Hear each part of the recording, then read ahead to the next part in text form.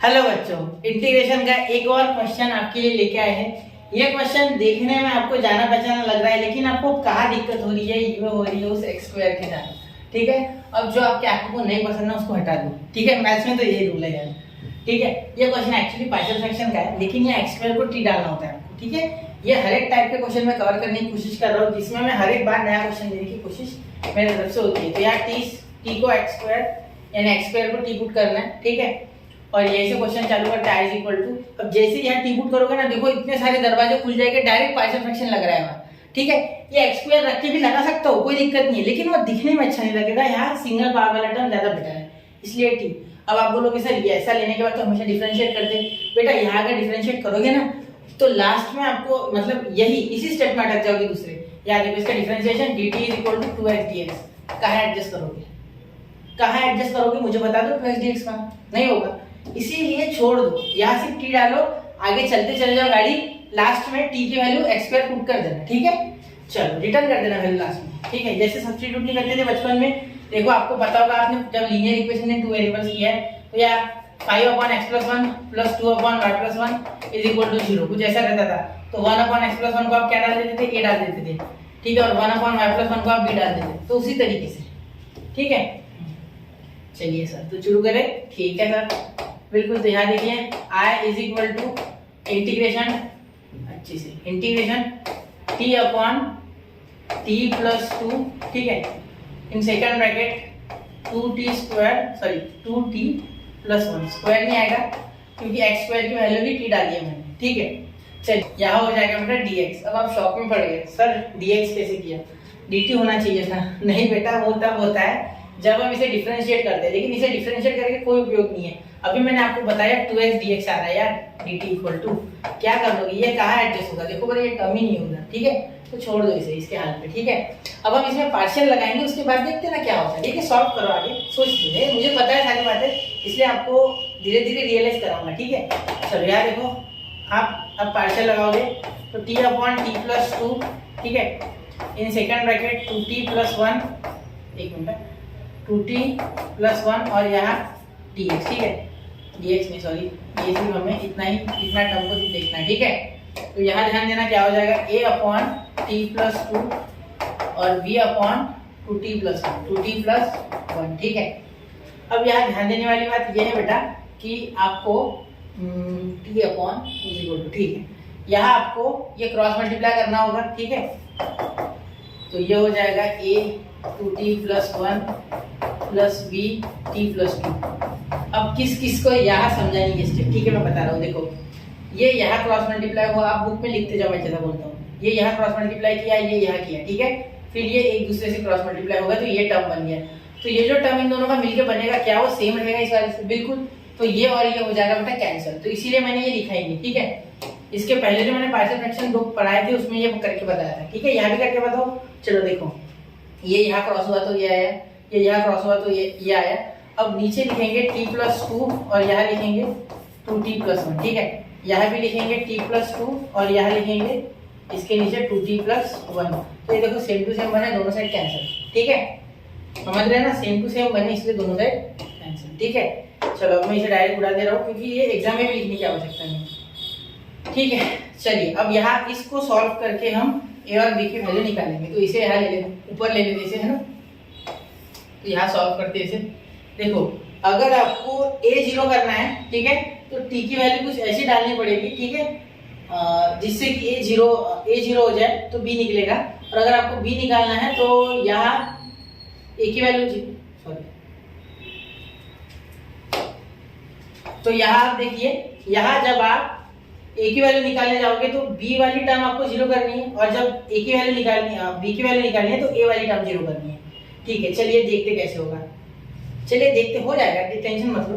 ठीक है, तो यहाँ देखो हम पहले put t is equal to, यहाँ तक समझना जरूरी है। यहाँ तक नहीं समझा तो रिवाइंड करो और एक बार वापस देखो। b को 0 करना है तो यहाँ मैं t+2 है, तो यहाँ t को -2 अगर डाल देता हूँ। ठीक है, -1 से डालना है। ठीक है, -2 तक, देन आई गेट ये t के जगह -2, यहाँ t सब जगह -2। तो ये -2 is equal to a in bracket 2 × -2 है, तो 2t है ना, 2 × -2 जो कि हो जाएगा -4, क्या हो जाएगा -4, तो यहाँ मैं लिखूंगा -4 और यहाँ +1, ठीक है। उसके बाद में लिखूंगा यहाँ प्लस b इन ब्रैकेट -2 +2। देखो यहाँ क्या है, एक मिनट, एक्चुअली ये क्या है, t है ना, t यहाँ क्या है -2, तो ये -2 +2, तो ये टर्म 0, क्योंकि ये देखो इनका 0 आएगा, ये 0 इसके साथ मल्टीप्लाई करेगा तो 0 हो जाएगा, ठीक है। तो यहाँ देखो -2 = a और ये -4 +1 हो जाएगा -3, ठीक है, समझ रहे हो। यहाँ प्लस b × 0 यानी कि 0, तो यहाँ डायरेक्टली हम इनकी जगह पे 0 लिखते हैं, ठीक है, हाँ 0। तो अब देखो ये माइनस इधर भी तो कैंसिल, ठीक है, तो ये आपका आ गया 2/3, 2/3 बिल्कुल 2/3, तो 3 इधर आ गया तो 2/3। अब देखो यहाँ पुट t = ये t -2 आ गया। अब यहाँ क्या डालेंगे सर, एक ही जगह पे क्या डालेंगे, देखो बेटा आपको मैं सिंपल ट्रिक बता रहा हूँ, हमेशा इस टर्म को इक्वल टू 0 ले लेना, 2t -2 + 1 = 0 ले लो, तो ये +1 को उधर में जो -1, ये t यहाँ, तो ये एक्चुअली 2t है, तो ये t 2 अगर नीचे चल जाता है तो t की वैल्यू -1/2 डालनी है, ये हमें समझ गया। अगर आपको कभी समझना है कि टर्म क्या डाले, तो ये पूरा टर्म इक्वल टू 0 ले लेना, वहां से t की वैल्यू बना लेना, हो गया, ठीक है। तो यहाँ t की वैल्यू 1/2 आ गई, तो पुट t = -1/2, तो डालिए, चलिए शुरू सॉल्व करते। तो -1/2 = a इन ब्रैकेट 2 × -1/2, ठीक है, +1, ठीक है। उसके बाद प्लस b इन ब्रैकेट -1/2 और यह +2, ठीक है। अब ध्यान दो, यहाँ 2 2 कैंसिल, यहाँ 2 2 कैंसिल, ये -1 + 1 0, ठीक है, ये 2 2 कैंसिल, फिर -1 और +1 कैंसिल, तो यह 0 आ गया, ठीक है। तो यहाँ आ गया -1/2 = ये पूरा टर्म 0 मतलब है 0, ये 0 × ये 0 प्लस b, ये देखो ये 2 यहाँ मल्टीप्लाई करेगा, 2 2 = 4, तो -1 यहाँ अपॉन 1, तो 1 1 = 1, ठीक है, इसका कोई दिक्कत नहीं है। ये 2 2 = 4, तो +4 अपॉन 2 1 = 2, तो -1 + 4 यानी +3, ठीक है, सॉरी मल्टीप्लाइड बाय 3, यहाँ 3 आ गया अपॉन 2, ठीक है। तो यहाँ ध्यान देना, यहाँ आपके पास b आ जाएगा यहाँ से, तो b क्या हो जाएगा, एक मिनट, -1/2 = b 3/2 b हो गया ये, ठीक है। तो ये 2 2 दोनों साइडें कैंसिल हो जाएगा, ये 2 2 कैंसिल, तो b आ गया आपका -1/3, ठीक है, समझ रहे हो, ये माइनस है -1/3, ये 3 नीचे तो -1/3, ठीक है। यहाँ तक आपको समझना है, फिर क्वेश्चन आसान हो जाएगा धीरे धीरे करते हुए, ठीक है। चलिए चलो मैं आगे, ठीक है, यहाँ तक नोट हो गया, ठीक है। चलिए अब इसे सॉल्व करते आगे। तो यहाँ से मैं लिखता हूँ I = इंटीग्रेशन, ये जो हमारी टर्म है कहाँ गई, ये टर्म, ये टर्म, ठीक है, ये वाली टर्म, तो ये इतनी टर्म = ये है, ठीक है। तो a की वैल्यू b की वैल्यू पुट करते, तो a की वैल्यू क्या है 2/3, तो यहाँ हो गया 2/3 इन ब्रैकेट t + 2, t क्या है, अरे t + 2 लिखना है ना, हाँ t + 2 लिखना है, क्या सोच रहा हूँ, ठीक है, सॉरी यार। प्लस b क्या है आपका -1/3, तो यहाँ हो जाएगा -1/3, ठीक है, और यहाँ हो जाएगा अपॉन में 2t + 1 और यहाँ dx लिखेंगे, क्योंकि हमने t से ये dx से कोई छेड़छाड़ नहीं की, ठीक है। अब आगे I = ये 2/3 कांस्टेंट है, बाहर आ गया, इंटीग्रेशन 1 t की वैल्यू क्या है बेटा x², तो x² + 2 डालिए, x² + 2, ठीक है, और यहाँ dx, ठीक है, प्लस यहाँ देखो यहाँ प्लस इंटू माइनस, तो ये -1/3 इंटीग्रेशन, ये plus into minus -1/3 upon 2t + 1, तो t की वैल्यू क्या है x², तो 2x² + 1, t की वैल्यू x², तो 2x² + 1, और यहाँ क्या हो गया बेटा dx, क्या हो गया dx, बिल्कुल ठीक है। चलिए अब सॉल्व करते हैं इसे। तो I = 2/3, ठीक है।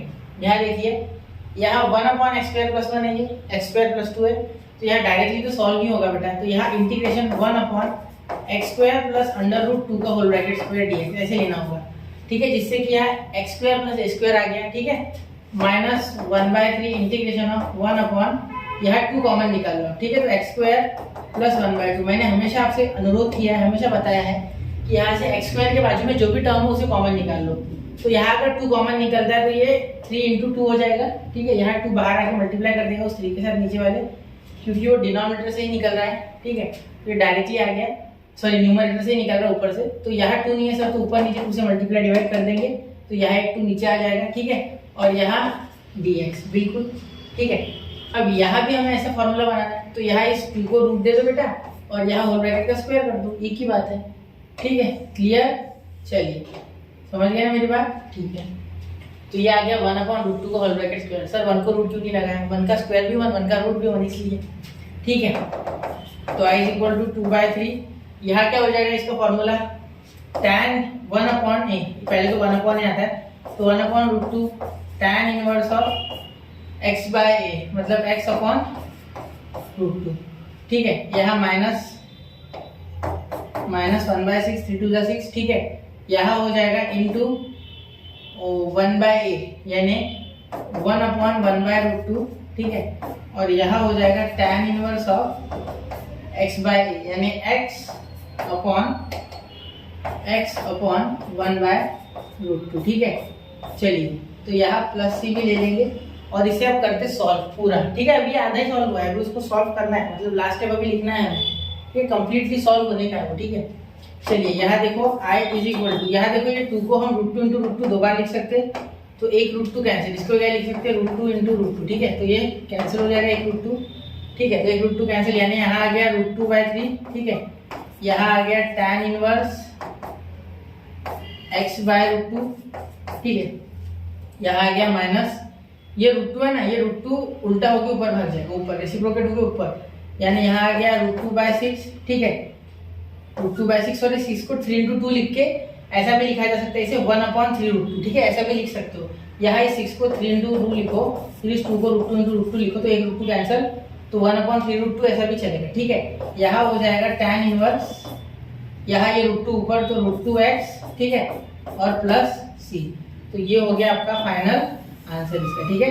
चलिए नोट कीजिए 1, 2 और 3, ठीक है बच्चा। आई होप बच्चों में आपको अच्छे से समझा पाया ये क्वेश्चन, ठीक है। भले ही समय लग गया, लेकिन समय लगना हर एक चीज का नियम है। अगर आपको अच्छे से समझना है तो टाइम लगता है, हर एक चीज में, अच्छी चीज में तो समय जरूर लगता है। तो पढ़ते रहे, आगे बढ़ते रहे, और ऐसे क्वेश्चंस लगाए, टेक्स्ट बुक में बहुत सारे हैं। अगर कोई नहीं आता है तो कमेंट करें, मैं वो भी बता दूंगा। तो पढ़ते रहे, आगे बढ़ते रहे, और क्वेश्चंस लगाते रहे। जय हिंद, जय भारत।